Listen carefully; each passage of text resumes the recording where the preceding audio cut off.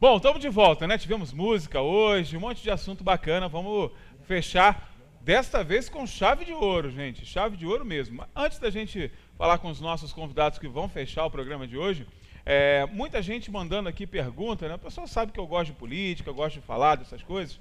Ontem nós tivemos a aprovação, né, do chamado Distritão, né? Até brinquei com o Kleber aqui perguntando a ele o que era, né? Muita gente não sabe o que é esse sistema. É um sistema, né, que vai validar as eleições. Em que consiste basicamente o Distritão? Vou tentar explicar resumidamente, bem rápido para você entender. Inclusive, uma das vantagens do Distritão é justamente ele ser mais fácil de entender que o coeficiente eleitoral, que era o sistema até então vigente, né? Pelo coeficiente eleitoral você tinha aquele chamado efeito tiririca, né? Vamos chamar assim de efeito tiririca, e os teóricos têm chamado dessa forma. Você tinha um cara que fazia voto pra caramba e levava com ele um monte de gente que não tinha voto nenhum, né? Foi assim com Tiririca, com Enéas, aqui no Rio de Janeiro, outros, né? Marcelo Freixo também fez isso, inclusive o Jean Willis foi junto com esse efeito Tiririca aí no Marcelo Freixo. Mas essa é outra discussão. Também tivemos aqui, né, com essa mudança que foi instituída já para as eleições de 2018 e 2020, né, essa instituição do Distritão valendo, né? Basicamente, gente, o que é? Não mais será o voto pelo coeficiente eleitoral, será pelo mais votado. Então vai entrar efetivamente quem tiver mais votos. Muita gente criticando, por quê? Cai representatividade e cria, né, um enfraquecimento dos partidos. Aí eu vou te perguntar, você conhece algum partido que seja forte? Não tem, né? Então, essa coisa de enfraquecimento do partido é mentira.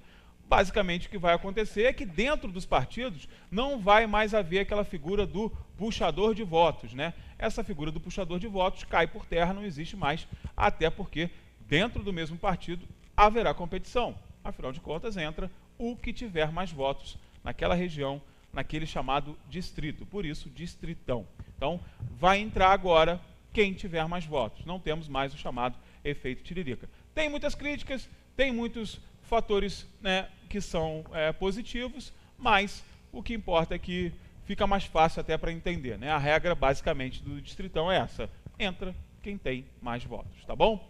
Bom, olha só, vamos para a foto do dia, para finalizar o nosso bate-papo aqui. E hoje estou recebendo aqui esse trio de peso, né, gente? Olha só a responsabilidade do fechamento do programa de hoje, ó. Pastor Tiago, Vanderlei Pérez e Kleber Melo. Olha, esperava que o programa fosse terminar assim? Duvido, hein? Me deu frio na espinha aqui. Eu fico assim, né? Agora, vamos fazer o seguinte, vamos começar com a foto do dia, que Isso a gente aí, calma, isso aí. tranquilo. Dá uma depois a gente abrandada. vai ver. Olha aí, Ou não. Vanderlei poético, Pérez. É um poético. Você já me, né, deu uma colinha aqui dizendo que isso aí é ali na Calçada da Fama, né? Conta para o pessoal de casa que residência belíssima é essa. Isso aí é Rua Solimões, Rua Solimões. depois Rua Francisco Sá, Agora, e hoje chamada de Rua de Calçada da Fama, mas na verdade Rua Francisco Sá, não mudou oficialmente esse nome, né? Sá, né? Ela continua Rua Francisco Sá, e essas são duas casas, são as casas gêmeas da Rua Solimões, Rua Francisco Sá. A maioria das pessoas, quem tem uma memória aí, quem tem seus 50 anos por aí, vai lembrar de uma delas, pelo menos. Ou quem lembra da calçada da Francisco Sá de uns 15 anos atrás, vai lembrar uma dessas casas, que é a casa que foi derrubada para surgir ali o edifício da Papelaria Globo, o edifício comercial que tem ali. Então, essa primeira casa vai ser pouco mais acima, essa casa ali. Então, mas a Francisco Sá ainda com lama, com árvores. A Vila Muqui ainda toda florestada. Pois né? gente, chama atenção. Né? Essa parte de trás que você está vendo aí é a Vila Muqui, né? É, aquele por trás do estadual. Do estadual, né? Já dá para ver algumas casas ali, e umas casas, inclusive, de área de ocupação irregular, né? Que essa é uma faixa de mata que está na área de amortecimento do Parque Nacional, ou seja, nós temos que ter um corredor ecológico do Parque Nacional até essa mata atrás do fórum, atrás do antigo fórum. Né? Algumas pessoas estão construindo de forma ilegal, de forma irregular, nesse corredor. Mas aí, em princípio, você tem a mata do Parque Nacional, que tem que chegar até aquela mata do Corta-Vento, depois a mata do Jardim Trombetas, a mata do Panorama e a mata que chega é o chamado na Várzea, corredor né? de proteção que é o corredor mesmo, de proteção, né? Que você onde o animal permite, tem que venir para namorar, para passear, né? Então pra ele tem sair, que ter né? essa Não saída, pode né? interromper esse caminho, né? E a ideia é essa mesmo. Que é um né? conceito novo, de 50 anos só, 50, 60 anos, quando se decidiu que não adianta apenas proteger a coroa dos morros. Você tem que proteger a mata, mas proteger também a área de passagem dos animais, para eles falarem com outras áreas, né, para eles fazerem esses casamentos. Até porque eles não que ficam vão parados ali também, aperfeiçoar né? a espécie, né? É a verdade. Tem mais uma foto aí? Tem, né, Rica? Vamos colocar mais uma? Mostramos dois Só pra casarões, gente- né? Mostramos esses dois casarões da Rua Francisco Sá, e tem essa fotografia, que é uma foto inédita, Olha, raríssima. Essa é uma foto de 1922, mostra ali o Hotel Várzea, à esquerda, o jardim da praça da Igreja de Santa Teresa e esse casarão. que é hoje onde é o Maravilhoso, shopping, né? onde é o Shopping New Fashion. Shopping né? New Fashion. É uma casa que durou pouco tempo, provavelmente pelo seu estilo de construção, e ela foi destruída já tem mais de quase 100 anos, né? Essa Ela durou foto, pouco tempo. Eu nunca tinha visto Essa realmente. foto não é Essa comum. foto é Eu estou guardando essa imagem aí para a publicação de um livro, do né? livro. É uma olha, foto que é realmente. inédita. Eu não vi isso por aí em lugar nenhum, não. belíssima, belíssima. Muito interessante essa fotografia, Porque mas já tem o Hotel Várzea, né? A gente tem muito da perspectiva contrária, né, Wanderlei? Dando primazia à praça, né? Que é o principal. É o foco, né? É das aquela pessoas, coisa que né? a gente sempre fala, né? Às vezes o fotógrafo, né, na história pensa em registrar uma coisa, mas acaba registrando outra. Essa casa Nesse aí, caso aí, não, Mas né? é interessante porque essa casa, ela tem muito aspecto da onde é hoje a biblioteca. essa, ela é bem parecida, né? essa casa ela é um dos espécimes do período do tempo das vilas em Teresópolis, né? Dos anos 10, 20 até finzinho de 20, quase 30. Você tinha Quando, aquelas vilas, né? quando as pessoas faziam casas com uma construção bem Teresópolis, uma construção diferenciada. Ela não obedece a um estilo específico.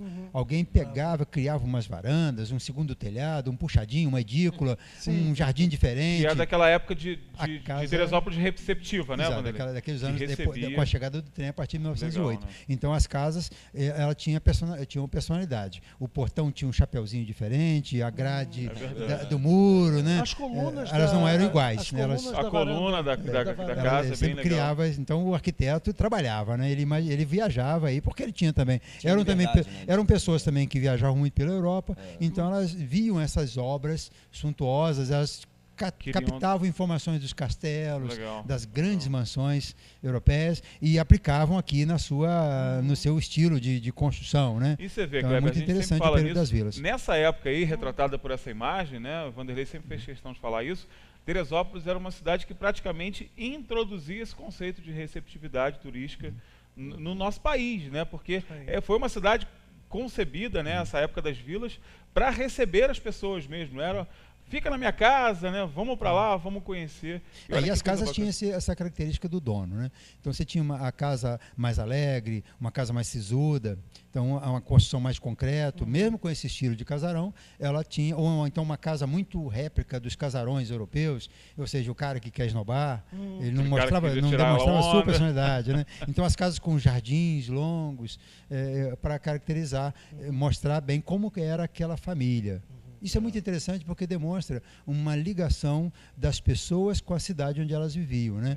Então essa coisa de você morar num apartamento, numa cobertura onde você não quer ninguém te veja, isso é uma coisa dessa personalidade que veio a partir dos anos 50, né? Depois dos anos 50. Mas nessa época aí as pessoas queriam não esnobar, mas queriam criar um cartão postal para as pessoas admirarem. Tanto que essas casas, de tão bonitas, elas eram também objetos de cartão postal. As pessoas fotografavam as casas e divulgavam aquela casa como uma casa possível de ser vista E em muitas Teresópolis. tinham nome também, né? Que colocava o nome da casa, né? São Que as era vilas, Mas é né? interessante. Daí As o vilas, tempo das vilas. exatamente. Cada tinha a vila que levava o nome de alguém da família.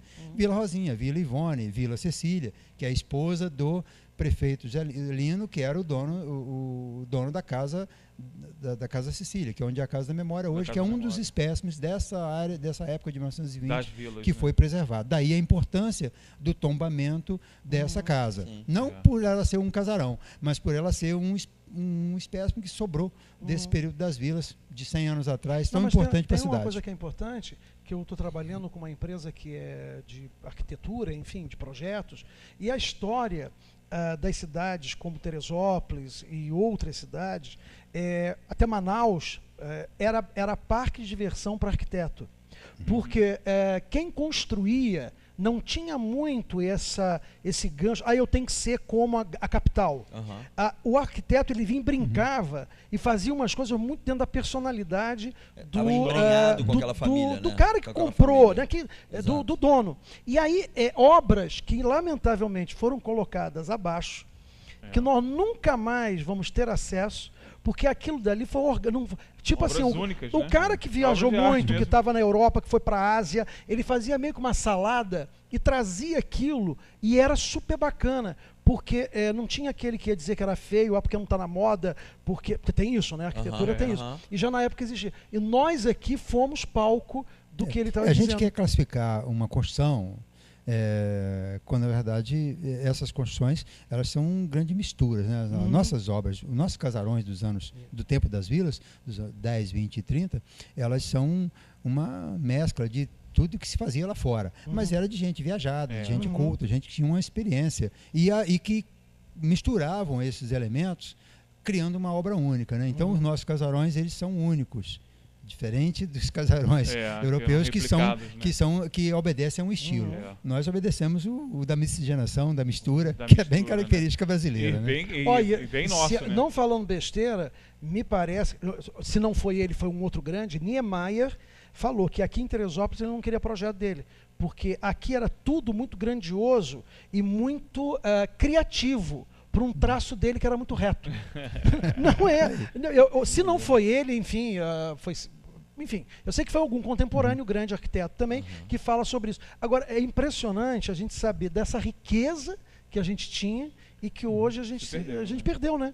Você está mostrando essa foto isso, né? Exclusiva. Eu nunca queria imaginar, né, que atrás, onde era o shopping hoje lá, né?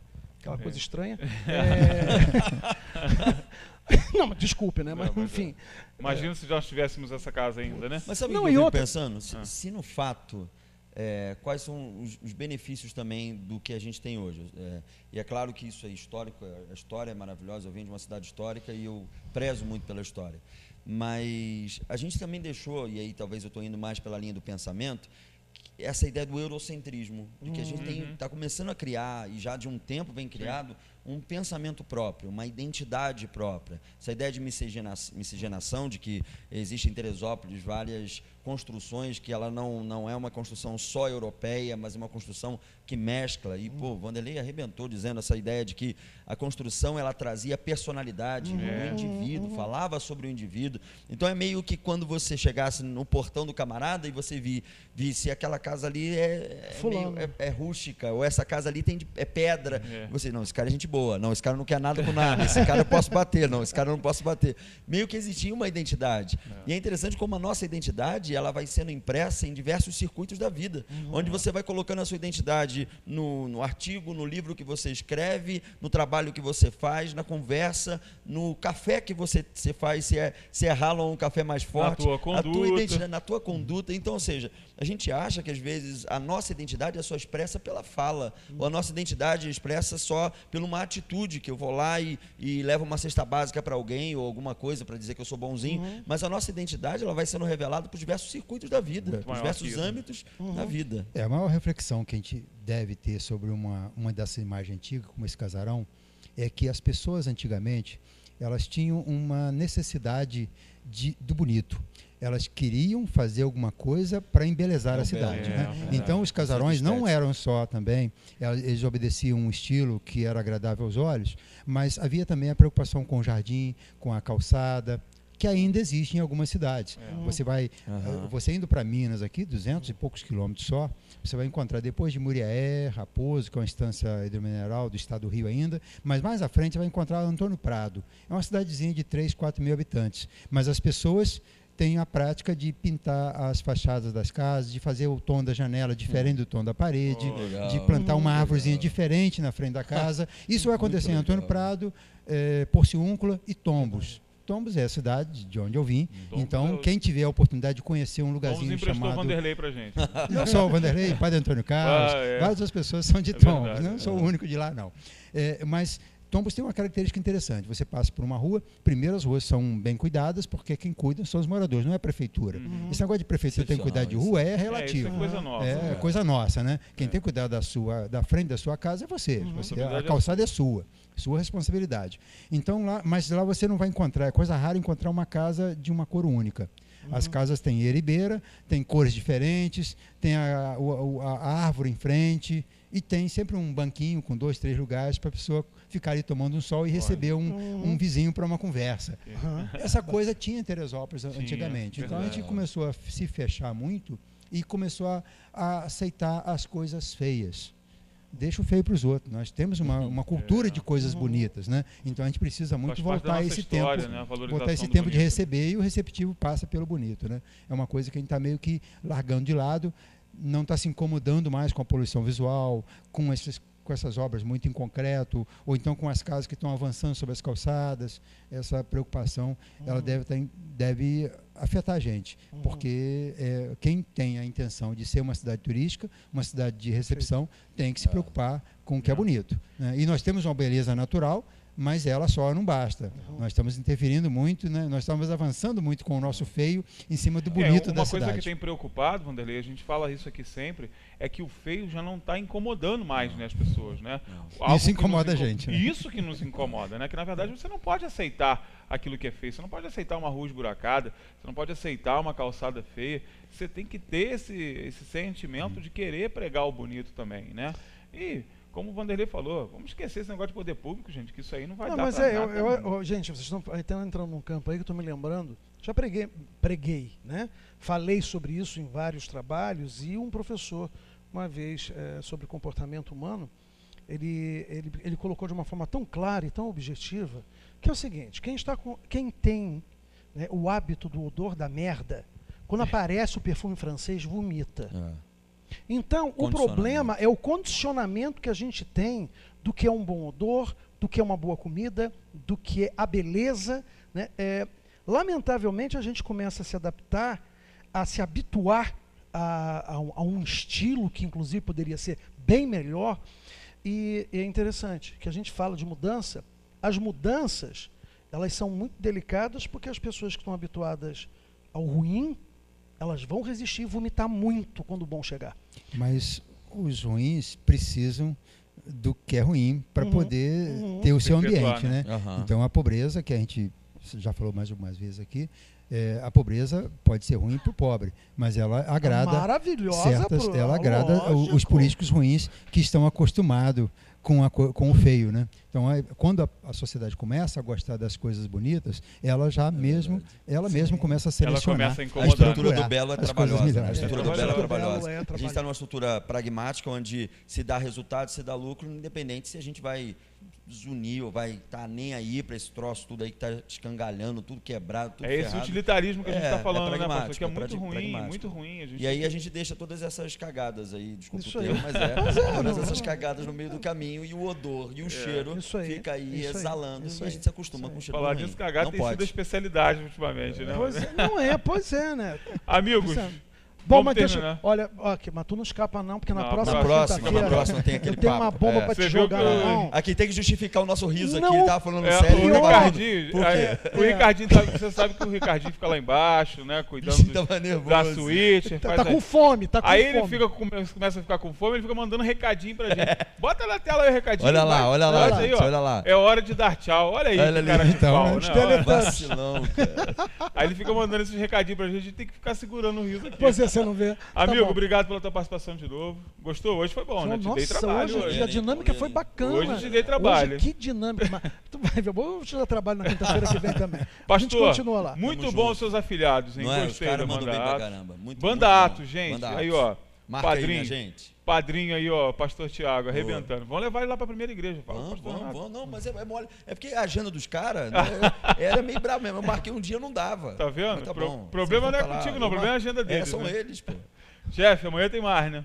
Um prazer estar aqui. Vamos fechar no meio a de semana. duas feras aqui. Duas feras, né? Hoje é bom, né? É bom aprender. Se ele tá chamando a gente de fera, rapaz, nós estamos muito bem, gente boa. nós estamos bem a beça, Você é poxa. muito gente boa. E velho. para você que nos aturou esse tempo todo aí, muito obrigado pela sua audiência, pela sua participação. O programa de hoje realmente foi sensacional. Amanhã tem mais, né? Vamos fechar a semana com chave de ouro, com certeza. Desejando a você uma excelente quinta-feira. Grande beijo e até a próxima. Jornal Diário na TV. Oferecimento: Hospital São José. Tudo pela vida. E Segue Rio Gás Natural Canalizado. Fornecimento contínuo de qualidade de vida.